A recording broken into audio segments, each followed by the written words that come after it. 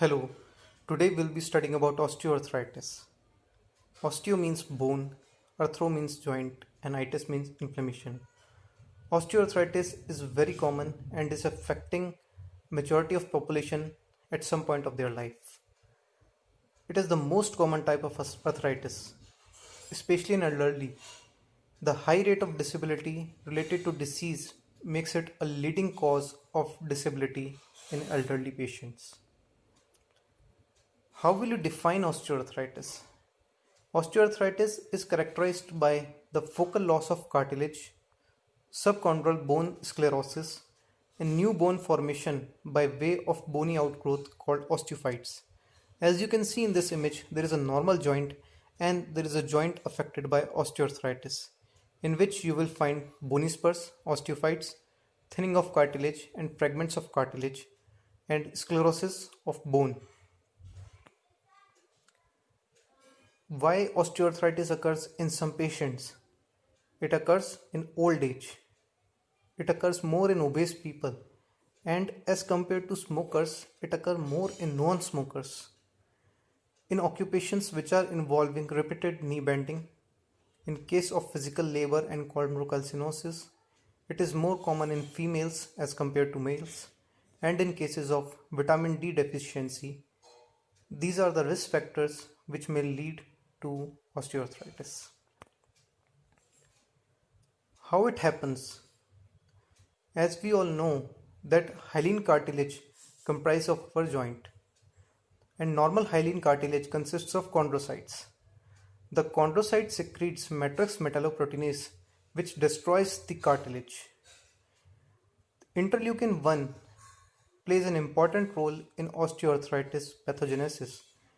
It increases the synthesis and secretion of latent or inactive matrix metalloproteinase and suppress proteoglycan synthesis, so the repair of damaged cartilage decreases. And also proliferation of osteoblast-like cells occurs, leading to osteophyte formation. The cartilage doesn't have nerve endings. The pain in osteoarthritis is believed to originate from capsule, synovium, periosteum, subchondral bone, ligaments, and muscles. There are four types of osteoarthritis: nodal generalized osteoarthritis, isolated knee osteoarthritis, erosive osteoarthritis, and spinal osteoarthritis. In nodal generalized osteoarthritis, we will find Hubden nodules and Bouchard nodules. Isolated knee osteoarthritis involves knee joint. In spinal osteoarthritis, it will involve lumbar spine or cervical spine. We are seeing an image of knee osteoarthritis. There are four stages of knee osteoarthritis. In first stage, as you can see in the image, there is minimum disruption and there is already 10% cartilage loss. In second space, there is narrowing of joint space. The cartilage began to break down and we can see the appearance of osteophytes. In stage 3, moderate joint space reduction can be seen and gaps in the cartilage can expand until they reach the bone.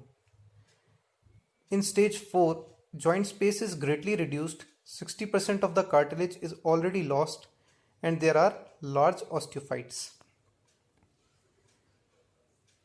The patient with osteoarthritis will have pain on movement, which will increase on joint use and is relieved by rest. There will be problems with walking, changes in gait and posture. Stiffness will be more in morning, which is called morning stiffness. It usually lasts for 5 to 30 minutes on an average of 20 minutes. When you will examine the joint affected by osteoarthritis, you will find bony swelling, crepitus. Crepitus is sensation of bone rubbing against bone on movement. There will be restricted movement, there will be deformity of joint, and also we can find muscle weakness and muscle wasting. How we diagnose, how we investigate a joint involved with osteoarthritis. The diagnosis is clinico-radiological. X-rays are most commonly used to diagnose osteoarthritis. We can also use USG to diagnose breaker cyst or any associated changes nearby the joint. In case of spine, we can also use CT, and MRI is the diagnostic modality which is used along with these investigations. The earliest feature which we will see on investigation is joint space narrowing. Osteophytes are the hallmark of the disease. We can find subchondral bone sclerosis, subchondral cysts, deformities, loose bodies, and calcifications, which are because of calcium pyrophosphate dihydrate deposition and spotty changes due to hydroxyapatite deposition. There are various modalities for treatment of osteoarthritis. Firstly, there are lifestyle interventions like exercise and weight reduction. Weight reduction and exercise are very important in management of osteoarthritis. Then we have oral medications. We have topical medications which we can apply locally on the site. We have complementary and alternative medicines. We can use braces and then injectables. Firstly, reduce weight, which is very important in management of osteoarthritis. We can also exercise. Exercise improves the movement of joint and reduces pain. We can use analgesics and anti-inflammatories like paracetamol, celecoxibs, and other NSAIDs. Diacerine, chondroitin and glucosamine sulfate, and colchicine are also used in management of osteoarthritis.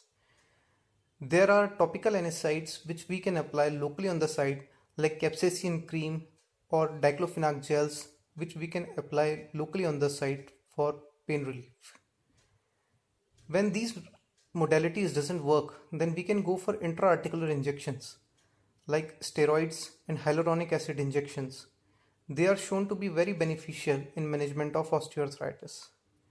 And when pain is not relieved, even after using all these modalities, then we can go for surgery.